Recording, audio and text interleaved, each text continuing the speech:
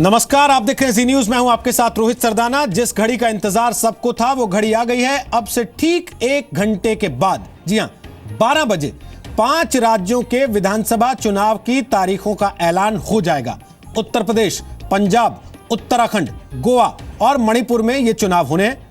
फिलहाल हमारे पास जो सूत्रों के हवाले से खबरें आ रही हैं उनके मुताबिक यूपी में 7 चरण में चुनाव हो सकते हैं। पंजाब और उत्तराखंड में एक चरण में ही वोटिंग हो जाएगी। मणिपुर के हालात को देखते हुए वहां 2 चरणों में चुनाव मुमकिन है और गोवा में एक ही दिन में वोटिंग हो जाएगी। हालांकि आपको बता दें, ये अपुष्ट खबरें हैं। चुनाव आयोग ने अब तक इन पर औपचारिक मुहर नहीं लगाई है। सूत्रों के हवाले से हमारे पास ये खबर आ रही है, चुनाव आयोग जब 12 बजे यानी कि अब से ठीक 1 घंटे के बाद प्रेस कॉन्फ्रेंस करेगा तो औपचारिक तौर पर तारीखों का ऐलान हो जाएगा। साथ ही यह भी पता चल जाएगा कि इन 5 राज्यों की किस्मत का फैसला किस तारीख को हो जाएगा, यानी कि वोटिंग की गिनती किस दिन होगी, मतगणना किस दिन होगी, जनता के फैसले का पता किस दिन चलेगा।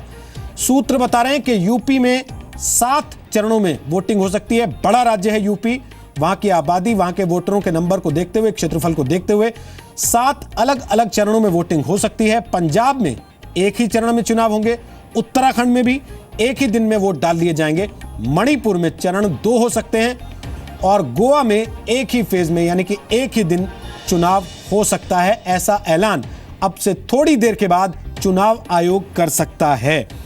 तो इसका मतलब यह कि अब से थोड़ी देर के बाद जैसे ही चुनाव आयोग प्रेस कॉन्फ्रेंस करेगा, उसके बाद से इन 5 राज्यों में आदर्श आचार संहिता लागू हो जाएगी, यानी कि मॉडल कोड ऑफ कंडक्ट लागू हो जाएगा। हमारे साथ रवि त्रिपाठी हैं, जी मीडिया संवाददाता। वो दिल्ली में चुनाव आयोग के दफ्तर पर इस वक्त मौजूद है। मेरे सहयोगी विशाल पांडे यूपी की राजनीति को कवर कर रहे हैं। पिछले कई दिन से लगातार आप उनको देख रहे हैं। समाजवादी घटनाक्रम पर एक के बाद एक उन्होंने सबसे पहले खबरें आप तक पहुंचाई हैं।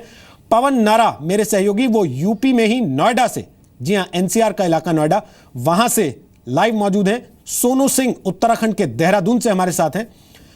बीजेपी के नेता है सैयद जफर इस्लाम, वो हमारे साथ मुंबई स्टूडियो से इस वक्त आ गए। और कांग्रेस के नेता है राजीव त्यागी, वो इस वक्त हमारे साथ मौजूद हैं गाजियाबाद से। स्वागत है आप सबका। और मेरे साथ यहां स्टूडियो में वरिष्ठ पत्रकार आलोक मेहता भी हमारे साथ इस कार्यक्रम का हिस्सा हैं। स्वागत है आलोक जी, आपका भी स्टूडियो में। तो रवि त्रिपाठी, 2 दिन पहले सुप्रीम कोर्ट ने एक बड़ी बात कही कि जाति के आधार पर, धर्म के आधार पर, संप्रदाय के आधार पर चुनाव नहीं होंगे इस देश में, कोई राजनीतिक पार्टी वोट नहीं मांगेगी। 2 दिन में तो किसी ने इसकी चिंता नहीं की, लेकिन मॉडल कोड ऑफ कंडक्ट जब लागू हो जाएगा अब से 1 घंटे के बाद, चुनाव आयोग की प्रेस कॉन्फ्रेंस खत्म होते ही, उसके बाद इसकी चिंता करेगा कोई, या फिर अपने हिसाब से चलेंगे जैसे चलते आए?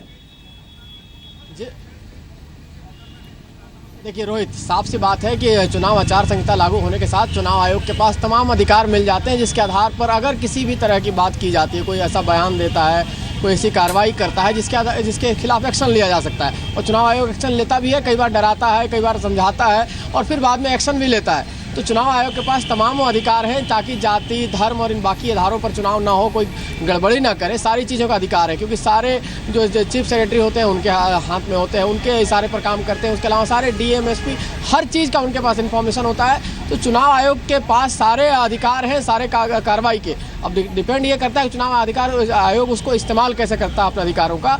और एक चीज़ रोहित बताना चाहूँगा, जो कि जनता से जुड़ी हुई चीज़ है, क्योंकि इस बार एक नई चीज़ चुनाव आयोग ने पहल की है कि हर जो वोटर होगा, जो वोटर लिस्ट सबके पास भेजा जाएगा, वो A4 साइज का जो पेपर होता है उसका जस्ट हाफ होगा।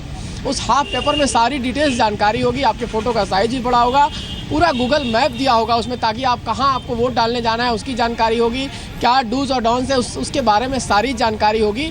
और सब चीज़ पिछली बार चुनाव आयोग ने एक नई पहल की थी कि आपको अगर कहीं कन्फ्यूजन है कि एक ही नाम के 2 कैंडिडेट हैं तो उनके दोनों के तस्वीर लगे रहेंगे अब जब वोट बैलेट बॉक्स पे, तो कहीं ना कहीं चुनाव आयोग अपनी तरफ से पहल तमाम कर रहा है। और जहाँ तक आपके सवाल का जवाब यही है कि चुनाव आयोग के पास तमाम अधिकार हैं, चुनाव आयोग इस्तेमाल भी करता है। कई बार पहले समझाता है, कई बार उनको धमकी भी देता है और कई बार कार्रवाई भी करता है खुले तौर पर। तो पूरी आसार है कि चुनाव आयोग सुप्रीम कोर्ट का आधार बनाकर उसको कार्रवाई भी सख्ती से कर सकता है। अगर इस बार किसी ने जाति के आधार पर या धर्म के आधार पर कार्रवाई करने के आभासन देकर लोगों को वोट लेने की कोशिश की तो उस पर कार्रवाई भी मुमकिन है। ठीक है, जल्दी से एक चीज और, आपने ये तो बता दिया सब कुछ कि भाई कितने चरणों में चुनाव हो सकते हैं, कहां कहां कैसे कैसे चुनाव हो सकते हैं, तारीख को लेकर आपने कोई जिक्र नहीं किया अभी तक।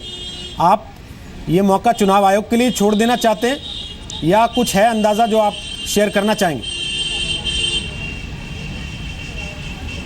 देखिए रोहित, एक चीज़ तय है कि 18 मार्च को विधानसभा गठन की तारीख है 4 राज्यों में, सिर्फ उत्तर प्रदेश को छोड़ दे तो 18 मार्च का डेडलाइन चुनाव आयोग के पास है और 18 मार्च से पहले सारी चीज़ों का सारी प्रक्रिया पूरी होनी है। तो ये माना जा रहा है कि फर्स्ट वीक ऑफ फरवरी से, जो बातचीत में निकल के आ रहा है कि फर्स्ट वीक ऑफ फरवरी से चुनाव शुरू हो जाएंगे, सेकेंड और फर्स्ट वीक ऑफ मार्च तक चुनाव की प्रक्रिया चलेगी। Counting second week of March में होगा और 18 मार्च से पहले यानी 14 से 12-13 तारीख के आसपास का काउंटिंग का डेट होगा। 18 मार्च से पहले सारी प्रक्रिया पूरी कर सारे राज्यों में एक तरह से कहा जाए जो चुनाव आयोग का अपना प्रोसेस होता है, सबको सर्टिफिकेट देना, सबको डिक्लेयर कर देना, तो सारी प्रक्रिया 15 मार्च से पहले पूरी कर ली जाएगी। 7 मार्च आप मान के चलिए कि 4 या 5 फरवरी से लेकर 7 मार्च के बीच में वोटिंग और उसके बाद 15 मार्च से पहले सारी प्रक्रिया पूरी हो जाएगी। चलिए, मतलब ये है कि स्कूलों के रिजल्ट आएंगे 31 मार्च को, उसके पहले राजनीतिक पार्टियों के वोटरों के रिजल्ट आ जाएंगे 15 मार्च से पहले जैसा आप कह रहे हैं। विशाल पांडे, झगड़ा सुलझ गया कि नहीं? क्योंकि सबसे बड़ी तैयारी तो यूपी में झगड़ा सुलझाना ही है, तारीख वारीख तो आती रहेगी। बिल्कुल रोहित जी, झगड़ा सुलझाने की एक अंतिम कोशिश आजम खान के द्वारा की जा रही है। आजम खान अभी मुलायम सिंह यादव के घर पर पहुंचे हैं और शिवपाल यादव भी मुलायम सिंह के साथ उनके घर में मौजूद हैं और बैठक चल रही है।